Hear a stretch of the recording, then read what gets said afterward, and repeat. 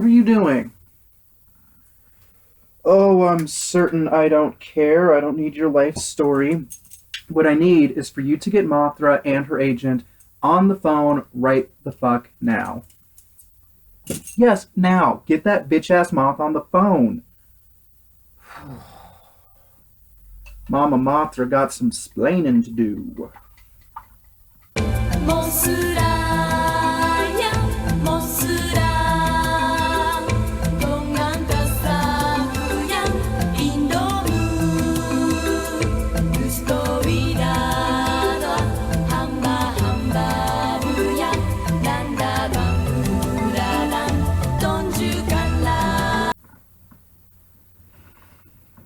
Hello, Kaiju fans.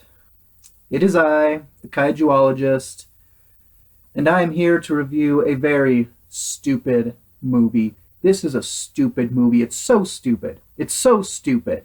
God damn it, it's so stupid. As per my newfound tradition of reviewing trilogies of films and starting with the second one, we will naturally be tackling Rebirth of Mothra 2. The Undersea Battle or some dumb fucking shit like that. God damn, this movie made me mad. I saw it like twice when I was younger, and I found it online, and I thought, here we go, here's a fresh movie. Every time I have these experiments, they end badly. I just need to stick with the kaiju movies I know are actually good, and I remember being good.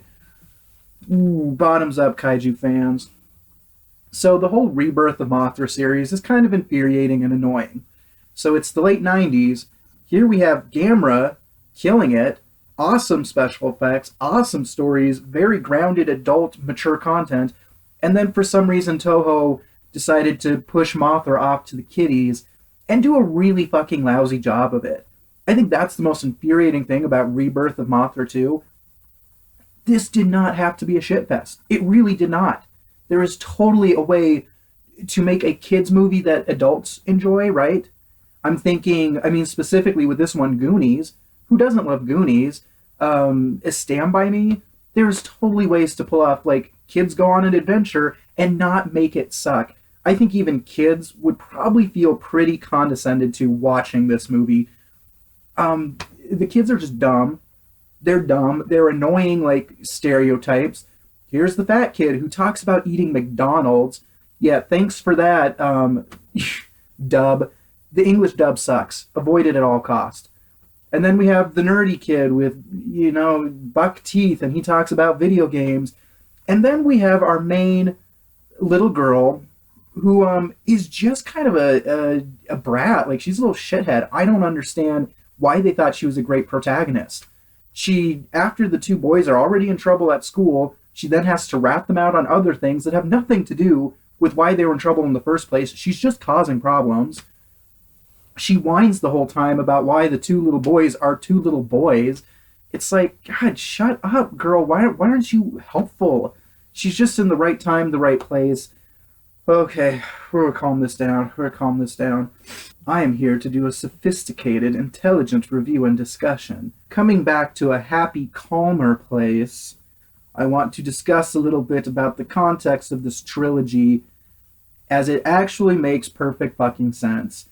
Godzilla vs. Mothra, that 1992 crapfest, was actually the most profitable film of the entire Heisei period. So once they retired Godzilla, it made perfect sense to rehash Mothra and see what money they could get out of her. And if they made 3 movies, clearly they were making money off of her. Although, it's a male Mothra now. Also, a key factor here, for film producers in Japan, the female demographic is beyond crucial. It's kind of the only demographic you have. Weirdly enough, I'm not sure if this has changed, but for this time period and well into like 2004, 2005, women were the most frequent patrons of film in Japan. Hence why into the Godzilla Millennium series, suddenly they're really pushing for female protagonists in every movie. Right? You know what I'm talking about? Mothra, The beautiful moth has always been a fan favorite for female kaiju fans. So if they want the females to show up to the box office, they want to keep making kaiju films, and kids are always a reliable demographic too. The Rebirth of Mothra trilogy makes perfect sense. What didn't make sense was why they were so goddamn lazy about it. It didn't have to suck. It really didn't have to suck. But it sucks. And I would say Rebirth of Mothra 2, it fights with the first one as far as which one is more annoying, but I'm probably going to say this one. I think Rebirth of Mothra 2 is the one you probably want to skip. Sure. Okay, so we're trying here. We're trying. I guess I'd have to label this a versus film, right? We've got two kaiju. One of them has to be taken out, and the only other kaiju who's here to do it is Mothra Leo.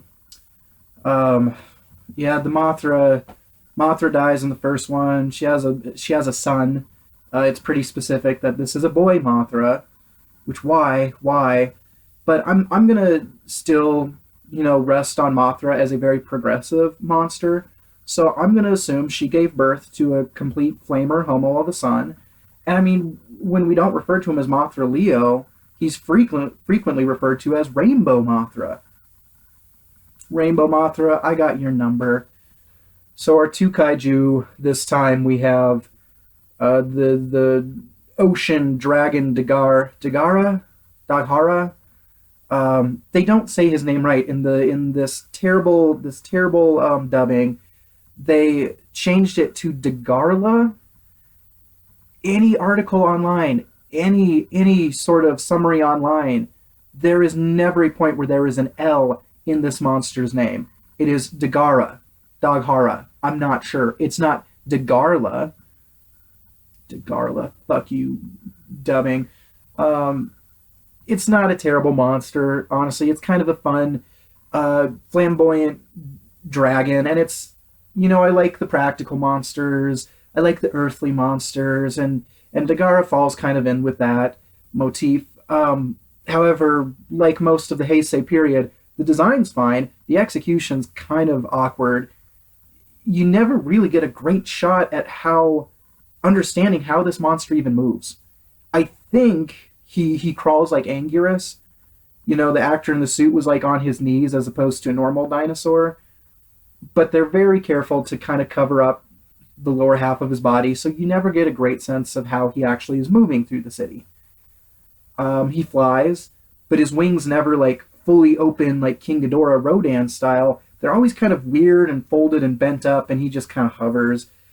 And he's stiff too. He's noticeably a lot stiffer than Death Ghidorah was, which is a shame, because that was actually a pretty sophisticated prop, or costume design, prop, puppet, all of that. And so it's a bummer. From where we were with the battles of Rebirth of Mothra 1, the battles here are really the only enjoyable thing, and even they are not handled as well. Rainbow Mothra looks lovely. The suit is actually, I think, they've tweaked something, I think, with the eyes and some of the coloring. I do think it looks better than it did in the first movie. And we still have kind of that annoying hovering flap thing. But it's better. It's getting there. We're getting closer to actually convincing you that this monster flies. Still not great.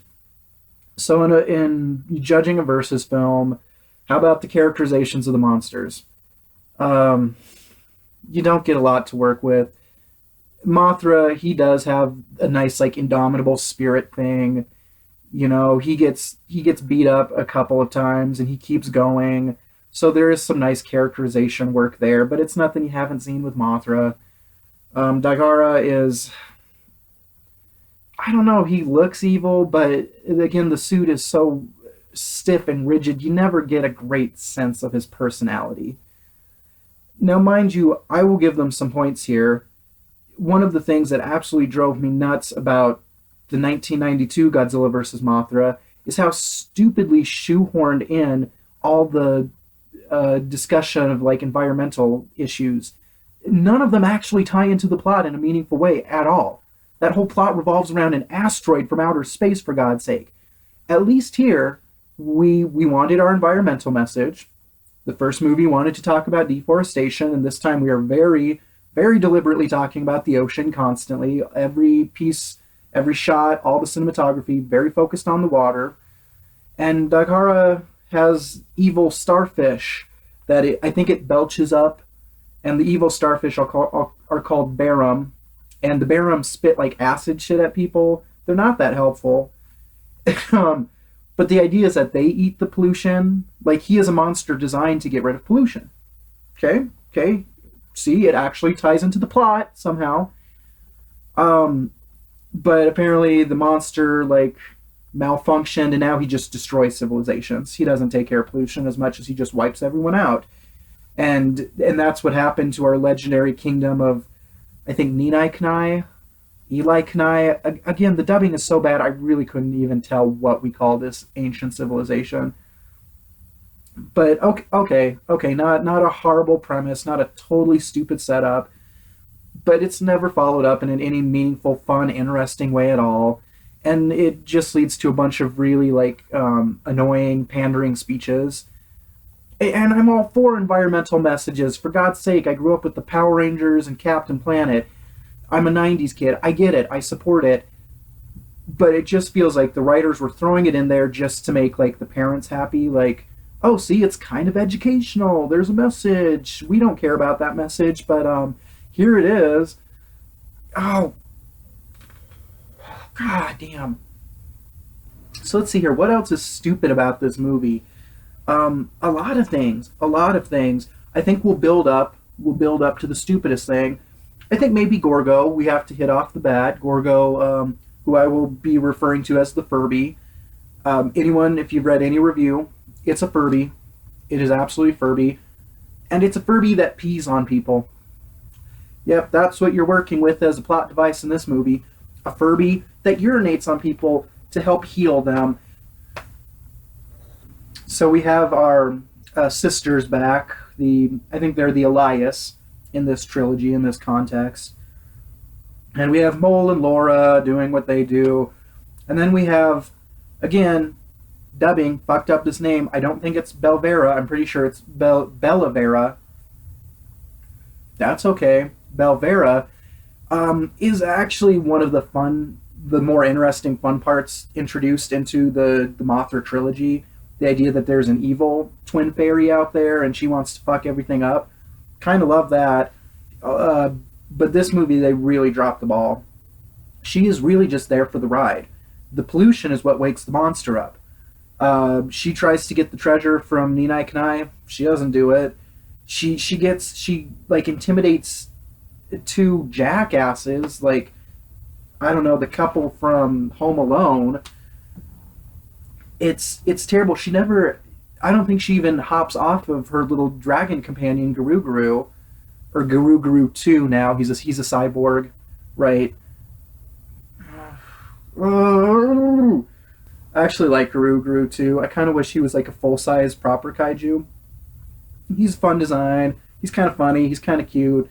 But he really doesn't get to do anything either. It's a waste. It's all a waste. I mean, at one point, Belvera's like trying to coach Dagara to go underwater to avoid Mothra. Oh, what a novel concept. I'm a water monster, but I've been flying around the whole time.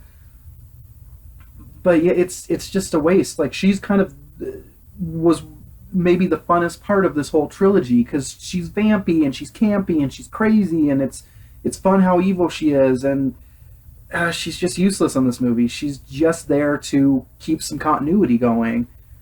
Boy howdy. So Belvera's two henchmen are easily one of the most infuriating parts of this movie. Right? I mean, if we think about the way they're introduced and their progression, it's pretty miserable. They're like fishermen. They're innocuous enough. They see Gorgo, and they're like, we gotta catch Gorgo because my kid's gonna want a Furby on Christmas morning. And they're even friends with the main little girl's mom. Like, so clearly they're not threats. We're not even sure if they're that shady. They might just be two goofballs in town. And then Belvera finds them and tries to zap them. I think it's weird. It's like maybe implied that she has mind control powers on them, like she did in the first movie, but it's not nearly to the extent in the first movie.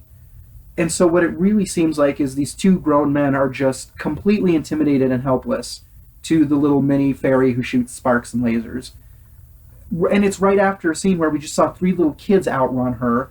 So then why are these two adult men so intimidated? They have weapons. They're grown-ups. Can't help themselves.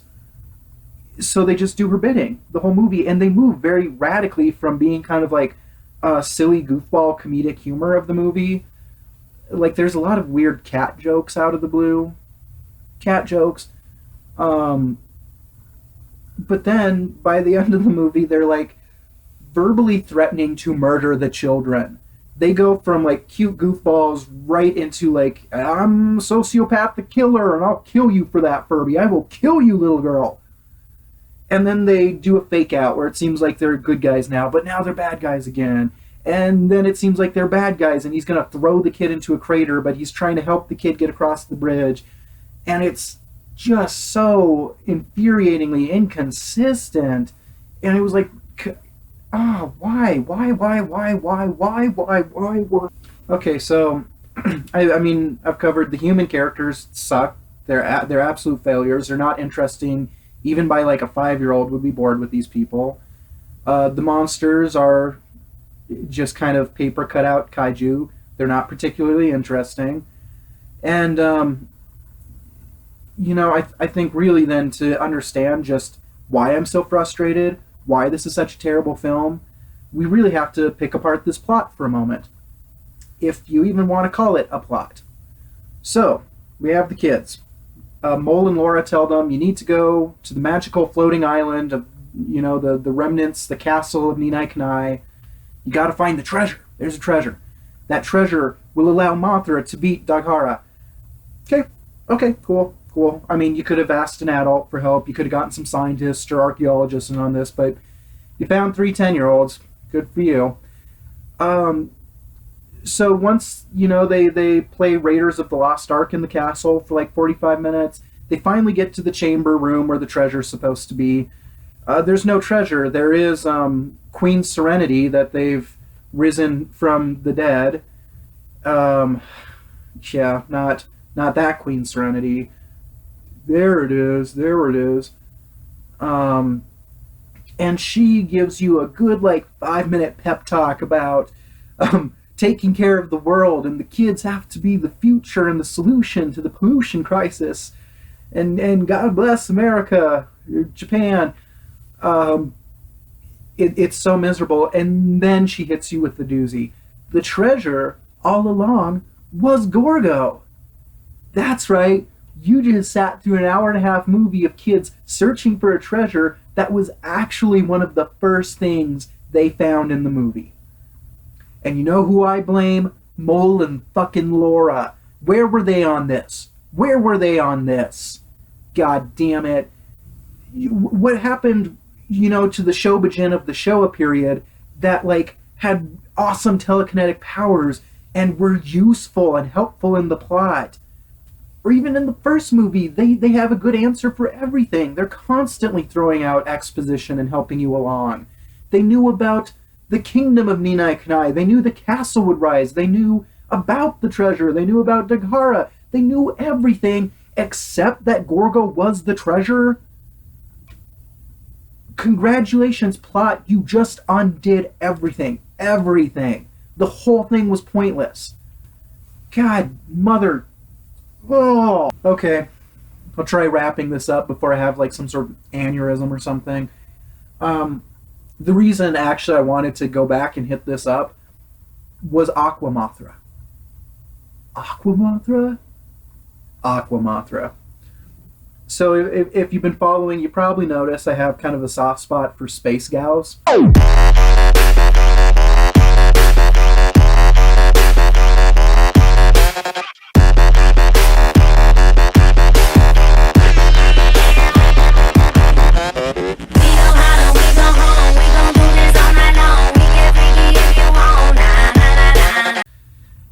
Because come on, Space Gals, does it get any more ridiculous than Space Gals? You just painted the suit silver, you aren't fooling anyone. But I kind of love really stupid kaiju like that. Like, I just love how impractical and ridiculous that whole concept is. when I notice like Jet Jaguar, right? I don't know what it is. The fan base seems to always have. There's always a portion of the fan base that has a total hard on for Jet Jaguar. Never mind that his design is wretched. Never mind that he's in one of the worst films in the whole series. The second there's a new Godzilla video game announced, it's like the first question on every reader board is, yeah, but is Jet Jaguar there?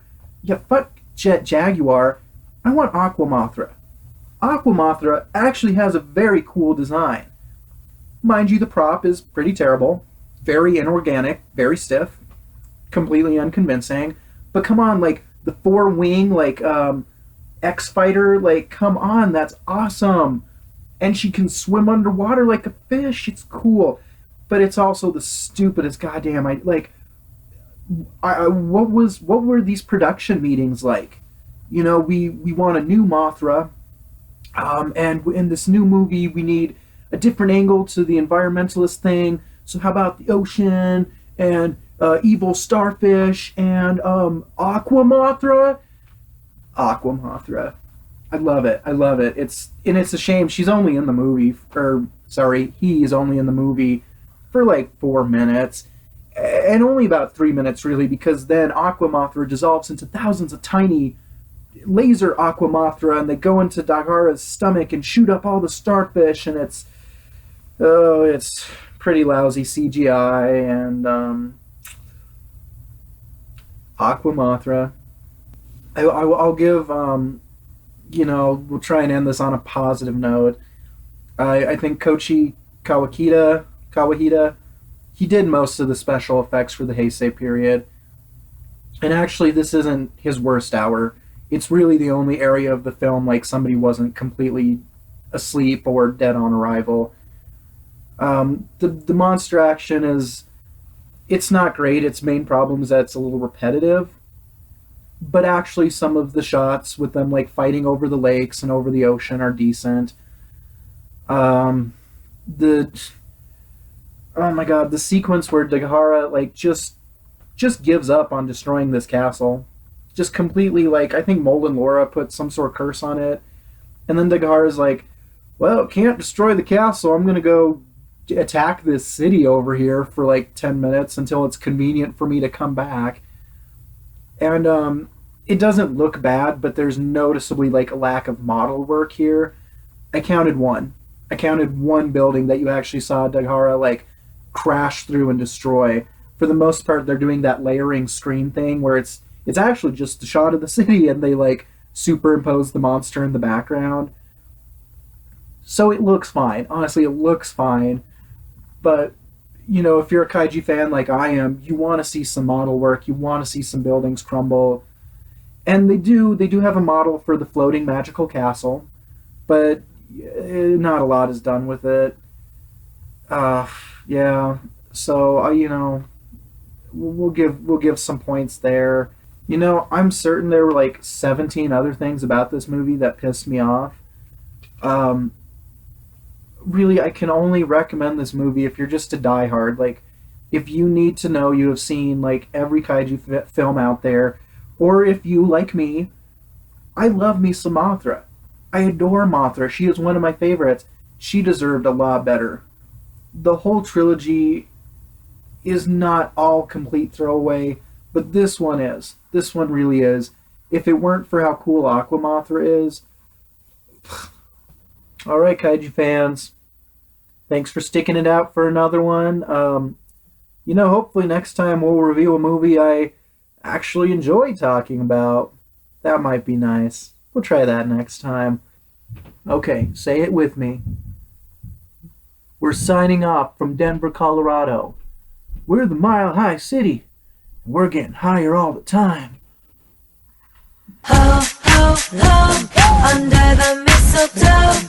Yes, everybody knows we will take off our clothes. Yes, if you want us to, we will. Christmas, my Christmas tree's delicious. Oh, Christmas, my Christmas tree's delicious. Light you up, put you on top. Let's fa la la la la la la. Let's go.